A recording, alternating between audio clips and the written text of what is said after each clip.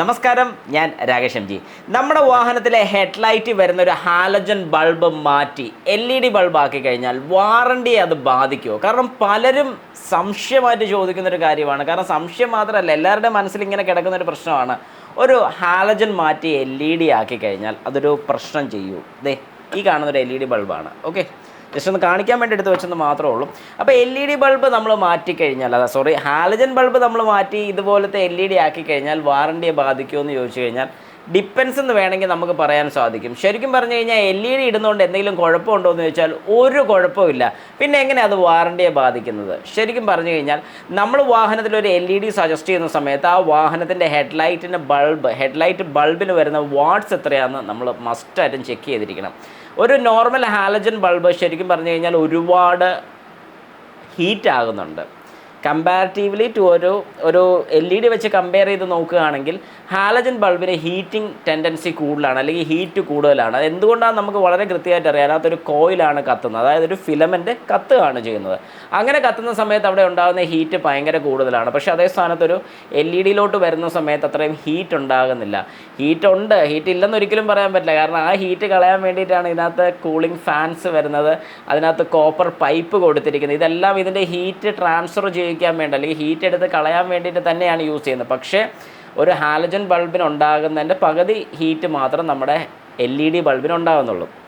അപ്പോൾ ശരിക്കും പറഞ്ഞു കഴിഞ്ഞാൽ നമ്മളൊരു LED ബൾബ് ഇടുന്ന സമയത്ത് എന്താണ് ശ്രദ്ധിക്കേണ്ടതെന്ന് ചോദിച്ചു കഴിഞ്ഞാൽ, ഒരു 60 വാട്ട്സിൻ്റെ LED ബൾബ് അല്ലെങ്കിൽ 60 വാട്ട്സിൻ്റെ ഹാലജൻ ബൾബുള്ള സ്ഥാനത്ത് ഒരു 70-80 അങ്ങറ്റം പോയൊരു 100 വരെയൊക്കെ അങ്ങറ്റം പോയി കഴിഞ്ഞാൽ, അതിന് മേളിലോട്ട് പിടിക്കാൻ ഞാൻ പറയത്തില്ല, ഇനി ഒരു 90 വരെയൊക്കെ ആണെങ്കിലും വലിയ ഇഷ്യൂസ് ഇല്ലാതെ നമുക്ക് യൂസ് ചെയ്യാൻ സാധിക്കും. വയറിങ്ങിനോ കാര്യങ്ങൾക്കൊന്നും പ്രശ്നം വരുന്നില്ല.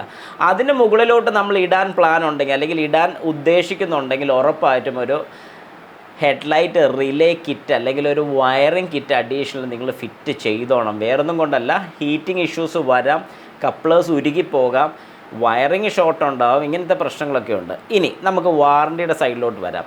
നിങ്ങൾക്ക് ധൈര്യമായിട്ട് നിങ്ങളെ ഈ വാഹനത്തിലുള്ള 50 വാട്ട്സിൻ്റെ ബൾബിൻ്റെ സ്ഥാനത്ത് നിങ്ങളൊരു LED ഇടുകയാണ്, ഒരു 70 വാട്ട്സിൻ്റെയൊക്കെ LED ഇടുകയാണ്, നിങ്ങൾക്ക് അവരോട് ചോദിക്കാൻ സാധിക്കും വയർ കട്ടിങ്ങോ കാര്യങ്ങളോ ഒന്നും ചെയ്തിട്ടില്ല. അതായത് നമ്മുടെ വാഹനത്തിൽ ഒരു LED ഫിറ്റ് ചെയ്യാൻ വേണ്ടി വേറെ വയർ കട്ടിങ്ങോ കാര്യങ്ങളോ ഒന്നും ചെയ്യാത്തിടത്തോളം കാലം നമ്മുടെ വാഹനത്തിൻ്റെ വാറണ്ടി കട്ടാകത്തില്ല.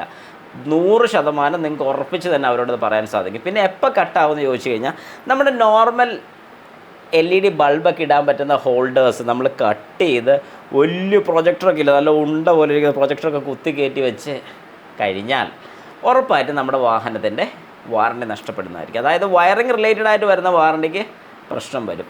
അപ്പോൾ നമ്മൾ മനസ്സിലാക്കേണ്ട ഒരു കാര്യം എന്താ, വളരെ സിമ്പിളായിട്ട് നമുക്ക് മനസ്സിലാക്കാൻ പറ്റുന്നൊരു കാര്യമാണ്. അഡീഷണൽ ഫിറ്റ്മെൻറ്റ് ചെയ്യുന്നത് ഒരു പ്ലഗ് ആൻഡ് പ്ലേ ആണെന്നുണ്ട്, ജസ്റ്റ് കപ്ലർ കണക്ട് ചെയ്യുന്നതൊക്കെ ആണെന്നുണ്ടെങ്കിൽ ഒരു പ്രശ്നവും വരത്തില്ല. ഇനി ഇതിലെന്തെങ്കിലും പ്രോബ്ലം ഉണ്ടെന്നുണ്ടെങ്കിൽ ഉറപ്പായിട്ടും നമ്മുടെ വാഹനത്തിൻ്റെ ഹെഡ്ലൈറ്റിൻ്റെ ഫ്യൂസ് പോകുന്നതായിരിക്കും. അതിൽ കൂടുതലൊന്നും അവിടെ സംഭവിക്കാനില്ല, നിങ്ങൾക്ക് പേടിക്കേണ്ട കാര്യമില്ല. അതുകൊണ്ട് ധൈര്യമായിട്ട് നിങ്ങൾക്ക് വാഹനത്തിൻ്റെ ഹെഡ്ലൈറ്റ്സ് ചേഞ്ച് ചെയ്യാം, ഒരു കുഴപ്പമില്ല. പക്ഷേ ചേഞ്ച് ചെയ്യുന്നതിന് മുമ്പ് ഞാൻ ഒരു കാര്യം പറഞ്ഞോട്ടെ, വെട്ടം കൂടിയ ബൾബ് ഇടുന്നുണ്ട് ഒരു കുഴപ്പമില്ല.